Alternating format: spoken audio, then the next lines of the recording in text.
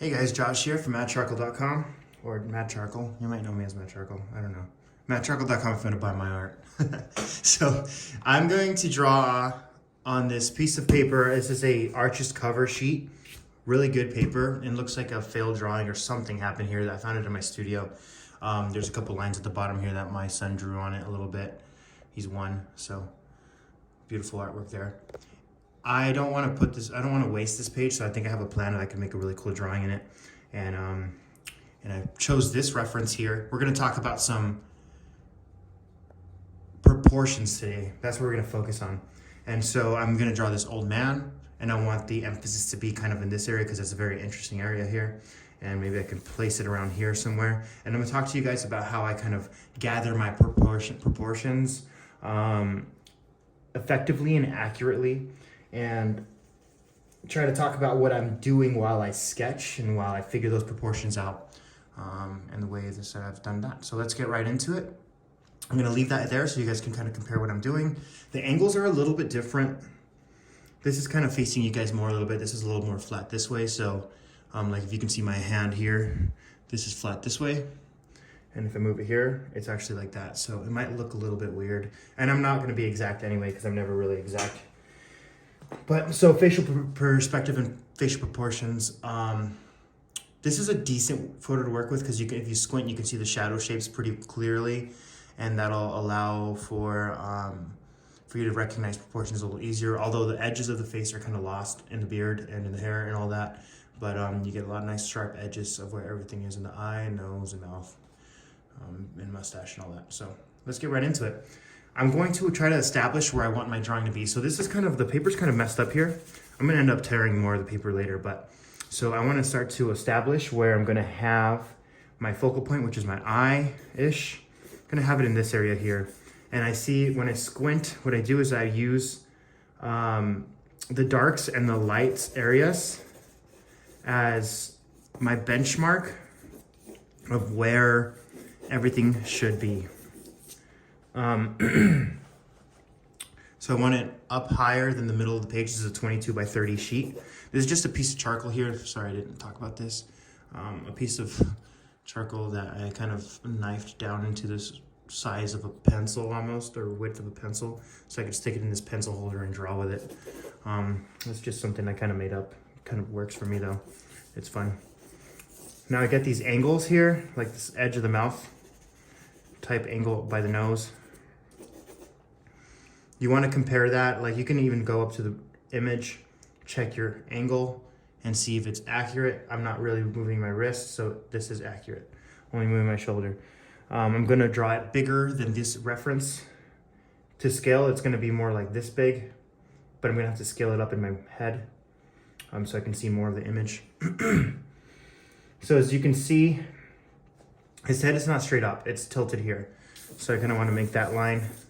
I don't usually do all of these steps, but I kind of want to show you the way that I do it in my mind. It's good to draw all these guidelines initially so that you can recognize the proportions and the similarities between things. So proportion is just the size and shape of something relative to the other things in the image. Which means that where that property of the face or characteristic of the face is placed according to where the other ones are, where the other characteristics of the face, that'll give you how accurate you are and what the size of them and all that. It'll show how accurate your drawing is. And I find that in most young artists and beginner artists, or where they struggle most, it tends to be in two places: value and proportion. So proportion today is what we'll be talking about, and that's how big something is and where it should be. So if you can squint with me, I'm really catching this as a really dark area here, so that's a good measurement area. And if you go straight down, it's like right about to the nostril. We're gonna use plumb lines, which is straight up and down, to kind of guide us where everything is. And we're also going to use like horizontal lines, kind of like a grid in our mind. I don't recommend drawing with a grid because then you might rely on it too much. And then your proportions are going to be out of whack when you don't use a grid. So try to use a mental grid, and that way you can adapt to other drawings a lot easier. As you can see, the edge of my shadow is about there. And if you go straight down, I'm getting a little, this shadow here, you go straight down. This edge of the nose should be way to the right. So I'm getting kind of close here, so I should move it out a little bit. Kind of this way. So I'll just blend a little bit. And what I'm doing is I'm using light and dark to kind of establish where things are. Does that make sense? Not really worrying about drawing lines and to show everything as like if there's a nose, the nose is right here. I'm not gonna be like since there's no line between here and there, there's just a white space. I'm not gonna draw a line there like if there is a nose. Some people might do that because they're like, oh, the nose is right there, right? But you should draw what you see, not what you know, if that makes sense. Just because you know the nose is sticking out there doesn't mean it's gonna look like it is, or just doesn't mean like that's what the light is doing when it's hitting, right? Another thing that I like to do is I like to compare sizes. So in my mind, I usually do this again, but it looks like the nose from the tip to the bottom of the shadow here, right here, about that size. In my mind, I've already recognized that this size is the same size, roughly, as this shadow shape from the bottom of the shadow of the eye to the top of the eyebrow, right? And that'll allow me to kind of figure out, see if I'm accurate or not, and I could adjust accordingly. Shadow shape, top of the eyebrow, bottom of the eye. Move that down, tip of the nose. Look at that, right on, which is good. Now but that's good for bottom top sizing, right? Here, let me blend this out a little bit. It's a little bit too contrasty. Need some more midtones in there.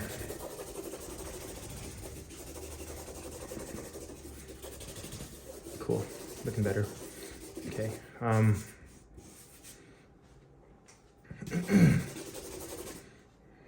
I could always pull out some more highlights like this with a kneaded eraser. The trusty old kneaded eraser.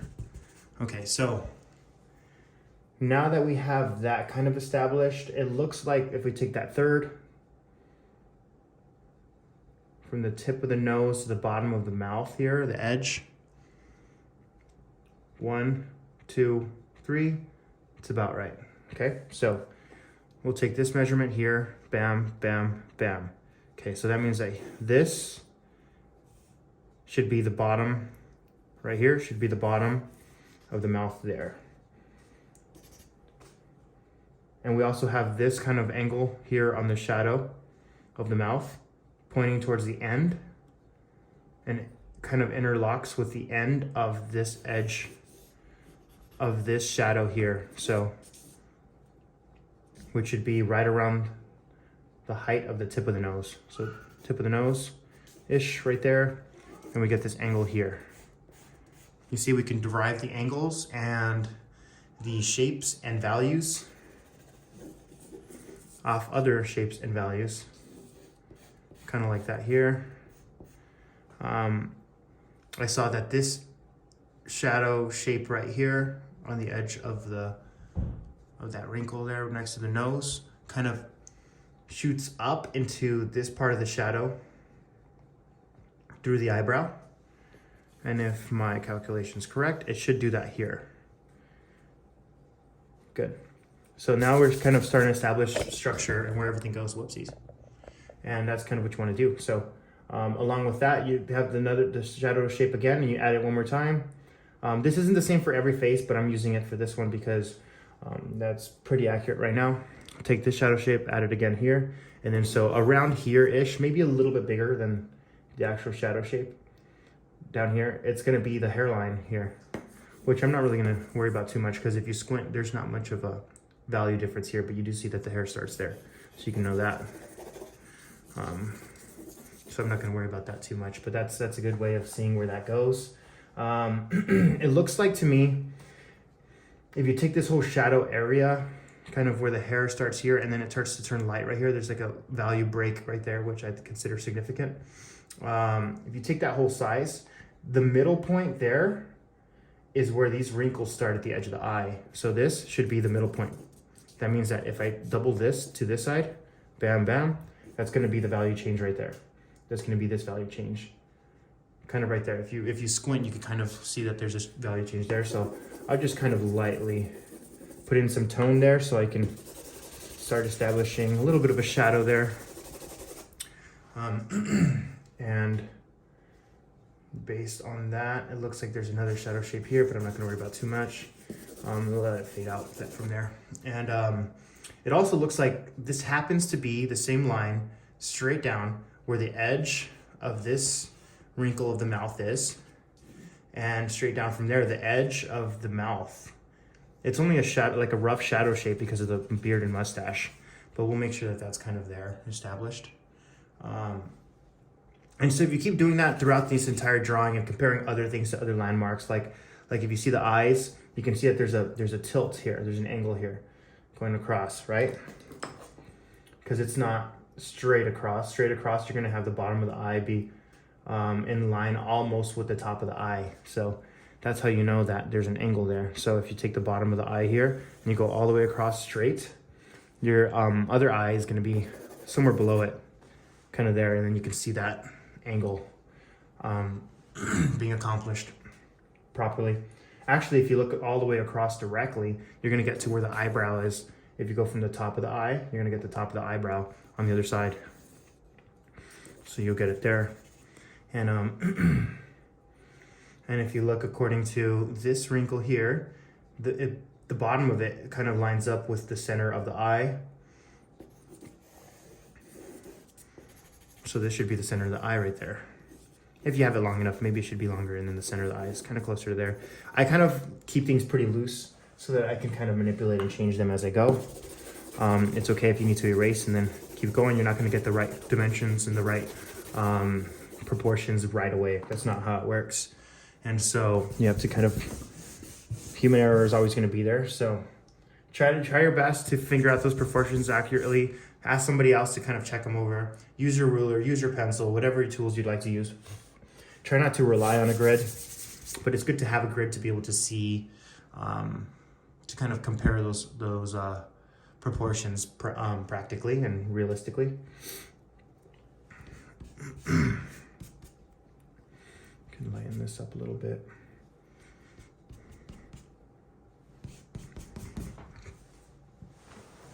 So just utilize that. Using landmarks. Good landmarks are the ones where you can kind of see edges of light and dark, and comparing that to the rest of the drawing, and then just kind of go back and forth with the lines. Vertical, horizontal, and finding the right angles. You could even check with your pencil if you're looking at something in life. You can hold it out in front of you. Just make sure you don't bend your elbow so it's always the same. And then you can find scale by moving your thumb down and using the top. Like if I was going to do that with my pencil here, I would use the top of it as a landmark. I mean, a measurement for the landmark, and then my thumb as the bottom of it, right? So I can kind of check that this shadow shape here in the eye is this big, and I move it down, and it should be down here, kind of lining up with the tip of the nose. And then straight down, and that should be the bottom, right there, of the mouth. This bottom lowest edge, which is on the left side. You can see there's a lot of tools and techniques you can use to kind of figure that out. So that's pretty much what I'm doing in my brain quickly while I draw. The more you do it and the more you measure and the more accurate you get, it just comes with time, and like you'll be able to do it without even thinking about it. It'll be second nature if you do it enough. For me, I don't even think about those things anymore. I just kind of check to see things. I squint when I'm looking at my reference, and eventually I'm able to kind of put something together that looks relatively strong and structured. I think that's one of the major differences of like of professional artists and aspiring artists, I should say, is their amount of time that they've spent learning proportion, learning value changes, and I'll get into that in another video. I've already done other videos touching up on these subjects, but value changes are huge part of the drawing.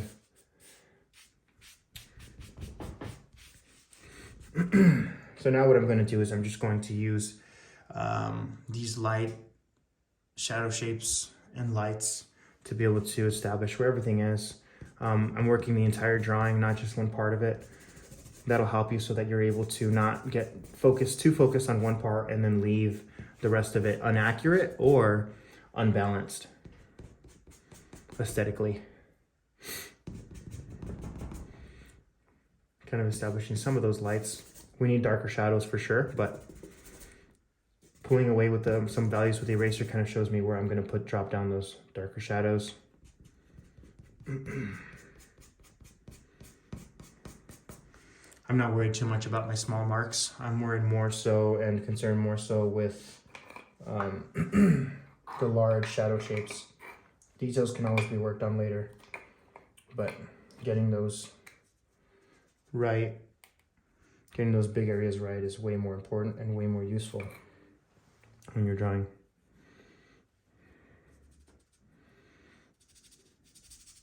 I'm not going to worry too much about this side because that side's kind of damaged, and I'm going to do something with that. It'll make it interesting. This is a little bit of pan pastel on a soft palette knife. The pan pastel looks like this. This one's almost gone. It's black. So it's pastel. It mixes well with charcoal.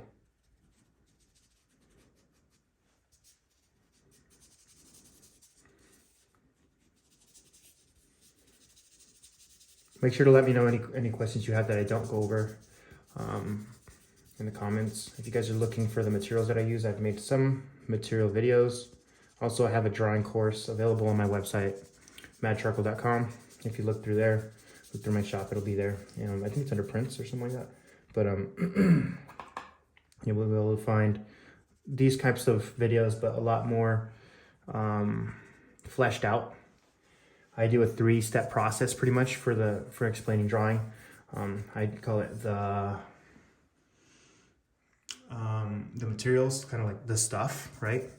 What I use or what you can use. One of the stuff that I tend to use, and then the bones, which is the structure, the sketch, pretty much what I'm talking about now, which is proportion mostly, and then the meat. And then we get into those value changes and making it look like there's something there, right? It's like bones.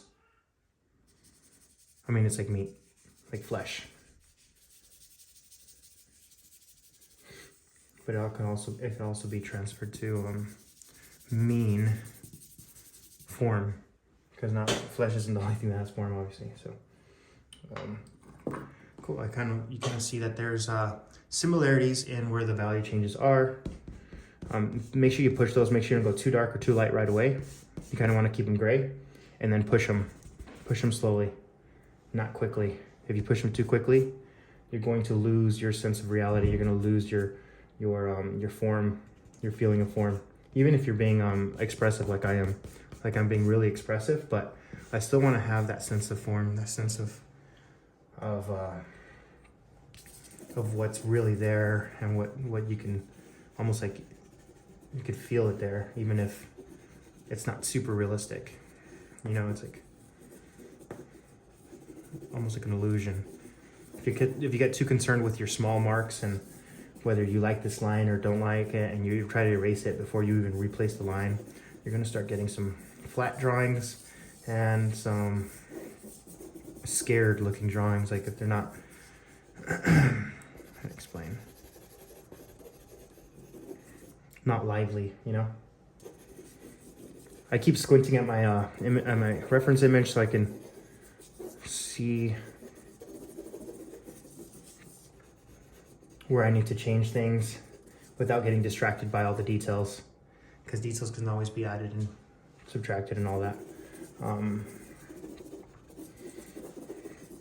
I like to kind of trick the eye into seeing an image, even when the image is very roughly created, but since we have those value changes that are really nice and subtle and accurate in terms of large scale, then it'll read well. It'll read like a nice drawing, even if it's just a lot of basic hashes, scribbles, blending marks,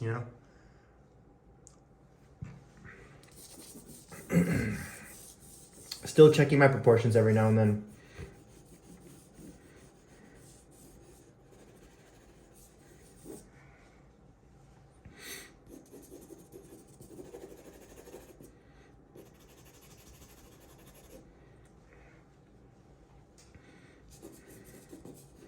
Not too caught up in the details. So you can use those methods that I just talked about to find proportion. You could use them on full bodies even, not just faces or landscapes and all that. You just find landmarks and compare them to one another. It's super useful. I was getting a long video.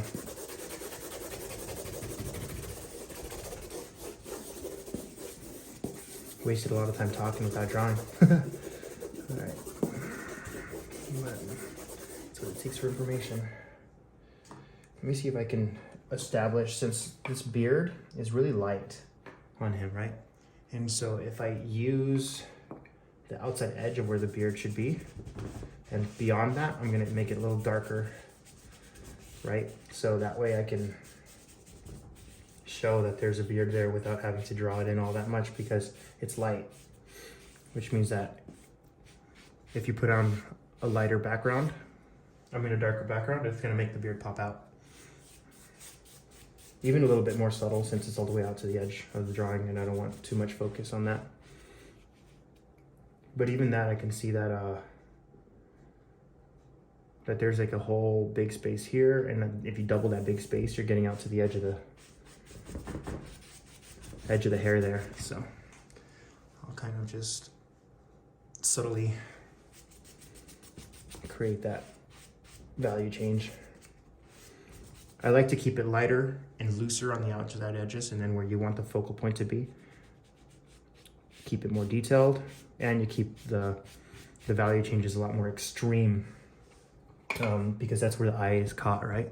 That's where the eye kind of guides, is guided toward mentally and visually. The viewer's eye is guided toward where the most value changes are, which means light and dark, the most extreme value changes, and also where where the most detail is, because the mind doesn't want to wander in places where they can't really see much and can't really understand much. But also, if you keep it loose out here, you kind of let the mind wander in and guides it in towards where the information is. And they'll make up whatever they want to make up for the rest of the drawing that's not detailed. The mind is a beautiful thing that can figure that out for you, even if you're not an artist, when you're looking at artwork. Some of the masters knew exactly what they were doing with that, and kept the very interesting stuff in the focal points where they want it to be, where the value changes are mostly.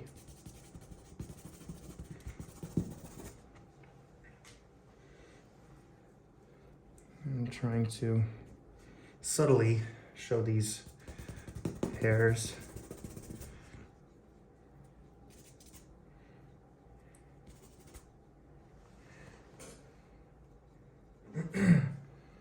Maybe I can take a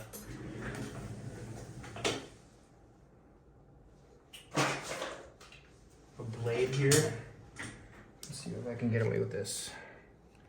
Make this drawing a little more interesting, right? Take this razor blade.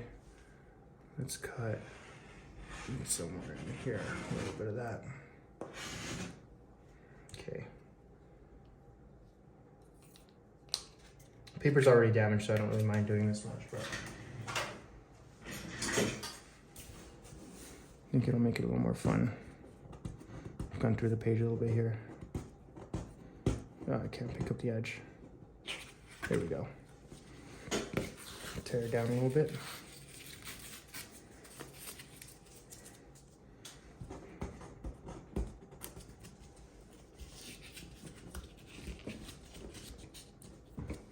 Looks a little bit crazy, I know, but I think it'll look cool in a second. Let's see what we can figure out with this.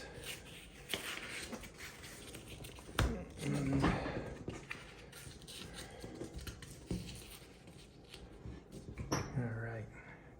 Now I'm gonna take the charcoal again.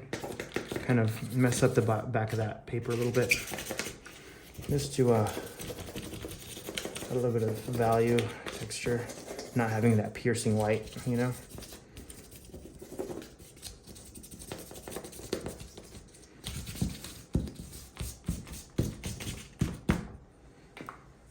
Some people say I ruin drawings sometimes, but they're not wrong. I don't care. I want to make it interesting. I don't just want to make it pretty.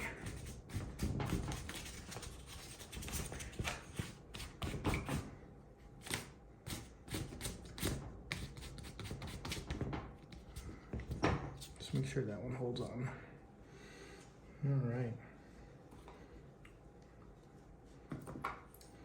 I want this to be a little bit more, uh-oh. I want it to be a little more clear that there's a beard here. I'm gonna guide the image, the viewer, in a little bit. Actually, this piece is gonna get in the way. We'll remove that. There we go. Also here, there's a lot of information that I don't really care to have, except for guiding it towards the focal point, which is here.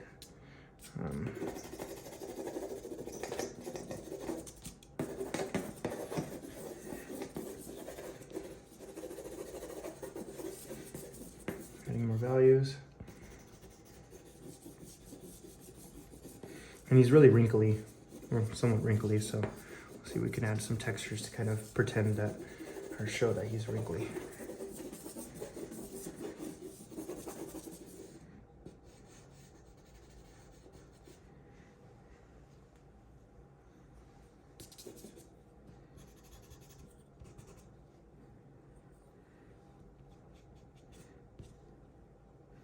And I wish YouTube let me make videos like this with music on, without worrying about copyright and all that boring stuff.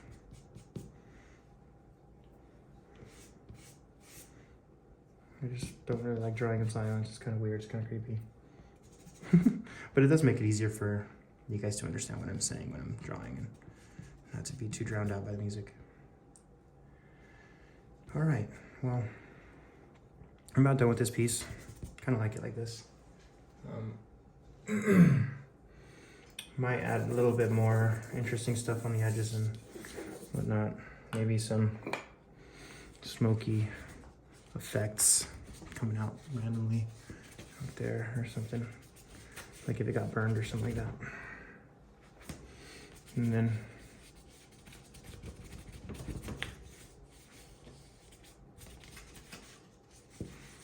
I'll call it a drawing.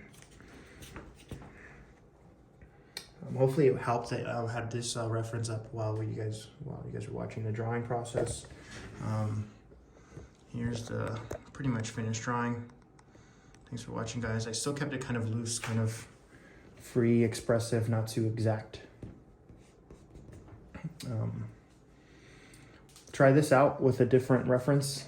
That's kind of how you'll know if you got it down or if you need more practice and all that. Not just the references I use, but if you really want to challenge yourself, try this out with proportions and all that from life. Sometimes things move, sometimes your perspective moves. It adds a whole other variable of difficulty, but then you'll master it a lot better. Most of what I learned was kind of in life and like life drawing and stuff like that, and with real models, and made it super challenging but super fruitful in terms of growth as an artist. Anyway, thanks for watching, guys. My name is Josh. Click the link in my bio or check out madcharcoal.com to buy my artwork, courses, drawing kits, more information on me, prints, all of that goodness. You guys are the best. Let me know what you guys want to see next. Hopefully I touched up on proportions decently well for this video. And we'll talk to you guys later. See ya.